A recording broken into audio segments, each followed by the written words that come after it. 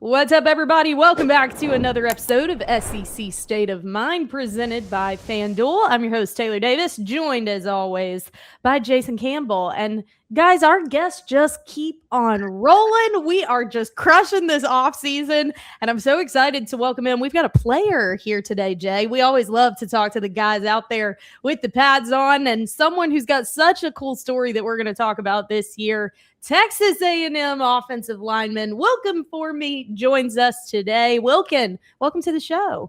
Absolutely. Thank you guys for having me. Absolutely. Thank you for being on. Well, yes, we just heard that the workout's been done, lunch has been had, a nap is pending, so it's a full day for you in the off season. But we got to start a little bit with what has landed you in Aggieland, because we have previously seen you suited up for the Tide, and you played down in Tuscaloosa, which is also your home. So this is a bit of a change for you personally and on the field. Walk me through what this transition has been like for you. Absolutely. It's been such a smooth transition. The people here at Texas A&M have just made it so easy for me to transition from one school to another. And transferring was never something that I expected as I signed with Alabama. I don't think any kid, plans that, but it was something that I knew I needed to do for the better of my career. And what a better spot to be at than Texas A&M. It's such a great culture and environment. Coach Elko does a great job running the program, and just every day in the locker room, being around a family and surrounded by great coaches and players is a great opportunity. Well, Wilkin, I know it was a tough decision for you, right? You grew up in Tuscaloosa, and then you end up going to Alabama, and then having to make this transition. But like I say, for you, it's probably awesome. Why? Because you now get a chance to go to a different place other than where you've known your entire life, right? And now you get a chance to really just, grow into the person that you become, like each and every day, right? You also have a friend of mine that's on the staff at Texas A&M, Travis Williams, the linebackers coach. So if you see him, go give him a little punch in the chest and say, "Hey, Coach, can I hear your remix? Can I hear your remix of your song that you rapped when you was back in college?" I'll ask. Please ask about Tiger Walk. Get him an appointment for the cold tub later today. Yeah, there you go. See what he tell you. But man, we're just glad to have you on the show, man. You talked about working out, and Coach Elko and his staff and his team has done an outstanding job, right, to go to the playoffs last year. When you think about it as a whole, like, how do you see yourself fitting in at Texas A&M? Yeah, just being later in my career, and I've played a lot of snaps, and I've been around so many great coaches. I'm blessed to be around the coaches and the players that I've gotten to play with, and I've learned so much from so many older guys that I've gotten to be in a locker room with or get coached by in meeting rooms or whatever. So just trying to be a leader, trying to carry myself to a high standard of excellence, and trying to just show some of the younger guys just what it's like to trying to be a pro. That's what I'm trying to do, and bring some guys along, and just trying to carry joy and positivity in the building and stuff like that. That's awesome. Well, obviously, I mean, Jay and I talk all the time. Experience in this league is priceless. I mean, you can't say enough about what all of it does for you. Whether change happens or not, you can always tie back to something that you've learned from your prior experience. And I think an interesting part of your last season with the Tide was also that you played both guard and tackle. And you've been on that right side. And I know you were asked about it in spring ball, and you're like, I ain't got anything against it, but I had never played it in my life. So walk me through a little bit of what you've kind of developed and learned through the variety of experiences that you've had at this level. Yeah, I'm so blessed for all the opportunities that I've had to play in different venues, at different stadiums, in big games, like Coach Elko says, to win big prizes. And so the opportunities that I had to do that, and also to throw in that I've gotten to play different positions as well. And when I watched the draft this year and got to see different guys in the way that they talk about, well, this guy's played this. Can this guy play this position? Can he play that position? And so being able to show on film that I have played multiple positions is a blessing. Totally. And I was very thankful for the opportunity to be able to play against a lot of great players at both tackle and guard. Yeah, and being able to be a swing guy like that, it definitely helps your resume, right? Even in where you're at now and at the next level, because it's only a 53-man roster once you get to the NFL. And the more value you bring to a team when you're a swing guy, the more value you are to that organization. So you doing your homework on that is kudos to you. You know, a lot of guys, they don't really adapt to change well because they think change is different, right? It's something, it's the unknown sometimes that makes you a little nervous. But, you know, for you, man, you feel like you take it right on, you know, like you're a guy to say, hey, you know, just bring it to me. I got it. And I looked at your resume. You like Joe Greene, Mean Machine. Yeah, me and Joe Greene. And Mean Joe Greene played defensive tackle for the Pittsburgh Steelers at number 75. You play offense and you wore number 75. So tell me a little bit about how did you get on the Joe Greene Machine fan club, because you wouldn't even thought of being born yet. I would say I was just talking in an interview that I did over my break in May, and they were talking about what do you love about football? What brought you to football? When did you start playing football? And so we were kind of talking about like playing football in the backyard, growing up, watching TV, whether it's on YouTube or highlights of people. And so I just remember like growing up, my dad would always like we would watch like William Perry, The Fridge, or just big guys because I was a big kid. And so every big kid hates offensive line. I don't care who. And if they love offensive line, there's something wrong with them at a young age. I'm telling you right now. So being a kid, you do not want to. That's like the biggest, like that's doomsday for you when you find out you're playing O-line as a kid. And so when I was like, I might play tight end, slot receiver. I'm gonna play D-line, something. So I knew, I was like, I'm not playing O-line. I know that was for sure. And so the numbers were laid out, and I saw number 75, and the first thing I thought of, me and my dad were like, that's Mean Joe Greene's number. So because I had to wear both, because later, now I know why I had to wear both, because I play O-line. But I did play D-line as well. So that was really where it came from, though. Cool.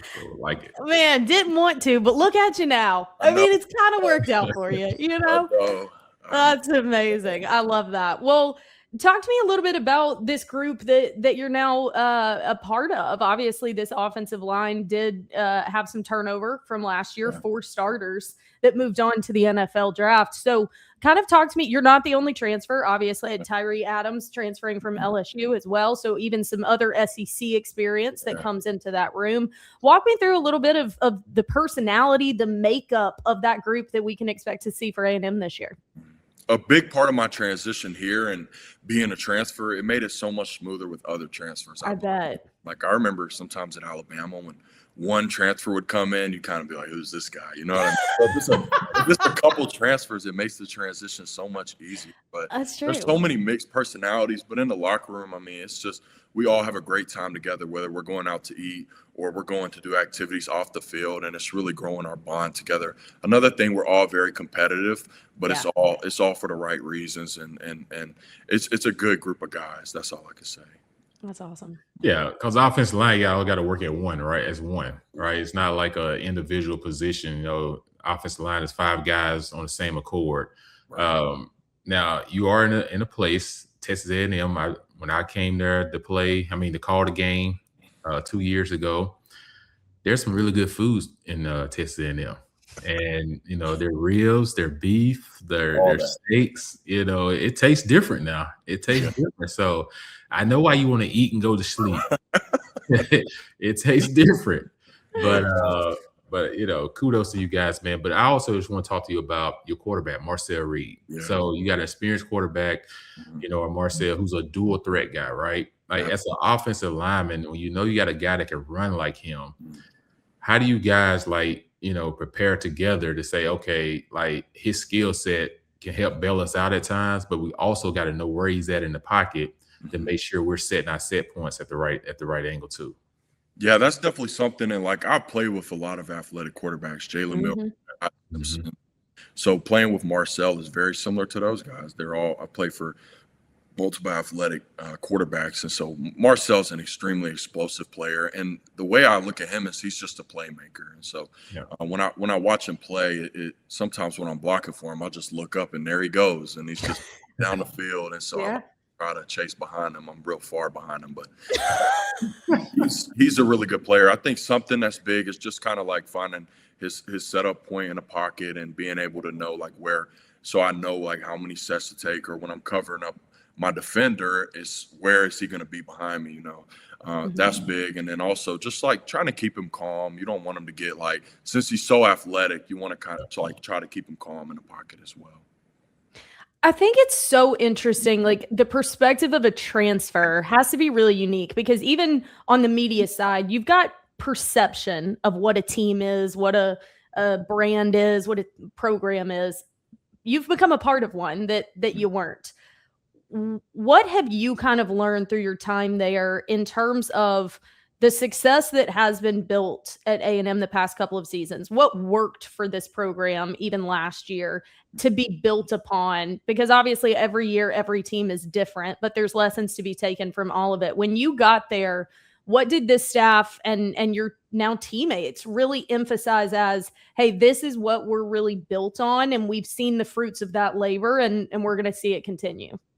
Yeah, it actually dates back to like before getting here. Like whenever I would watch, since we all play the same teams in the SEC, I would watch Texas A&M on film, and I would just see their guys like getting after people and their O-line playing hard.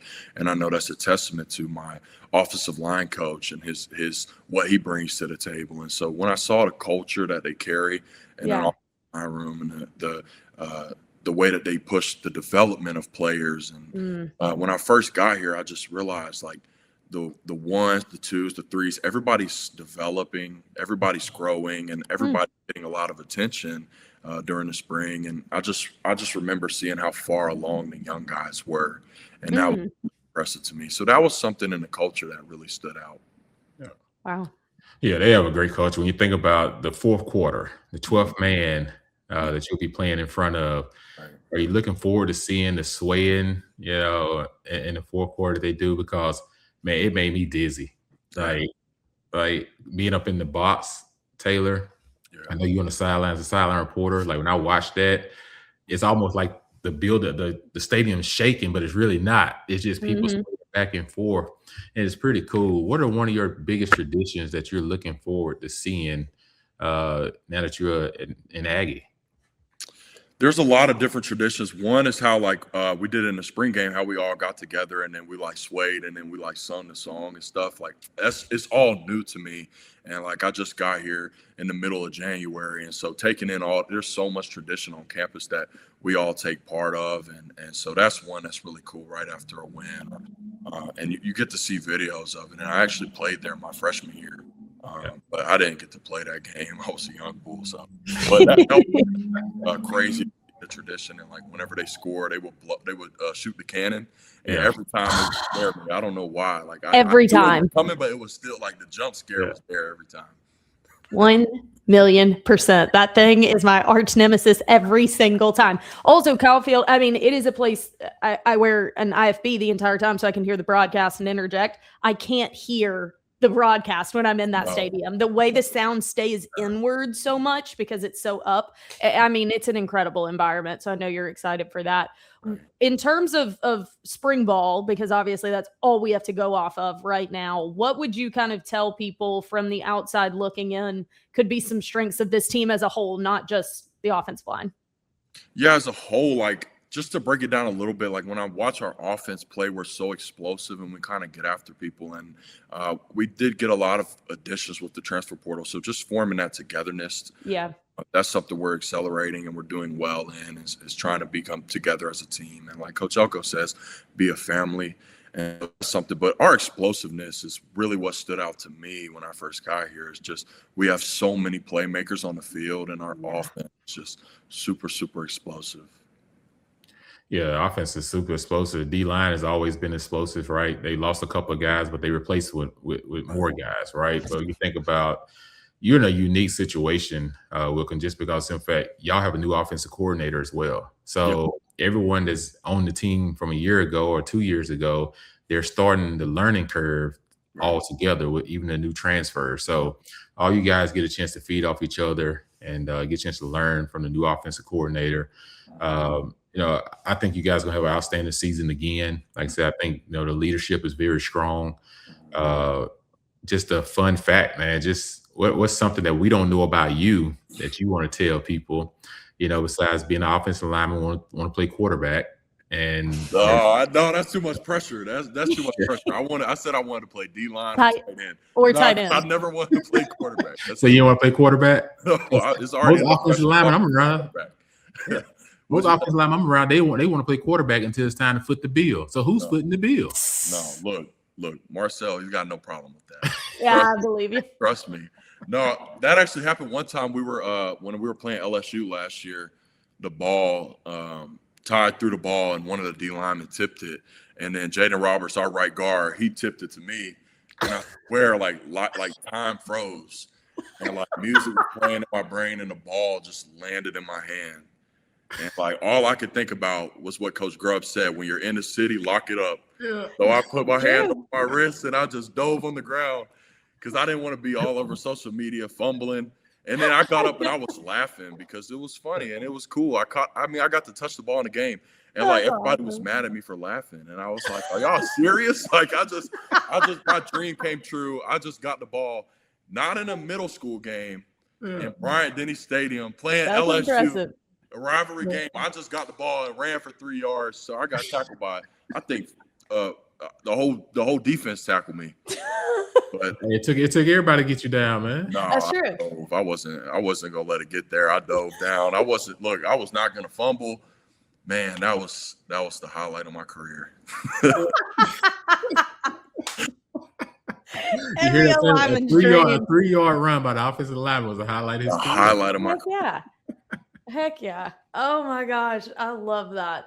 I did want to ask you, because you have made mention to Coach Elko a few times. And if Kat, SID extraordinaire, is still in there, she knows I'm a huge Mike Elko fan. Always have been. Going back to his days at Duke when I saw how he took that program over. And I remember being in coaches meetings with him in his first year at Duke. And he was telling us, look, I came in and asked what we needed from a social media perspective. I changed the wording that was painted on the football field. He had his hands in everything. No detail was too small for him. And so as a guy that has obviously had conversations with him, and this was a big part of why you came there. You believe this place and their system and how they go about things could develop you. What can you say about why Coach Elko has able to have such quick success at A&M? That was a huge reason why I came here, and the leadership that he has in his program. And like you said, like there's no detail too fine for him. Like he's all about details, and like in the best way possible. He has his hand in everything. He's managing everything in the program, and it's a blessing to be able to have that leadership and to be able to see my coach doing that. It reminds me a lot of my freshman year playing for Coach Saban, just the way he's like very organized, very strategic, and everything. Like you said, the writing on the wall in the team room or everything has meaning and is very intentional. And so just the time I get to spend with him is a blessing. I just really look up to him in more ways than one. That's awesome. That's awesome, man. You just talk about, Coach Saban. You had an opportunity to play for him, and now you get to Coach Elko. Two really good coaches. That also, like I said, discipline. Right. That's the number one thing about both of those guys. My last one before I got for you, and then I'll let Taylor, do what she do. If you weren't playing football, and when your football days are over, we look up and we see Wilkin Formby, what will you be doing? I'll be doing ministry. So me and my dad are going to travel together and just share about the best thing that ever happened to me, and that's putting my faith in Jesus Christ. And so being able to travel and just to try to be a light in a dark world and be around to uplift people, and that's something like I'm going to 100% do. And I'm doing that while I'm playing football.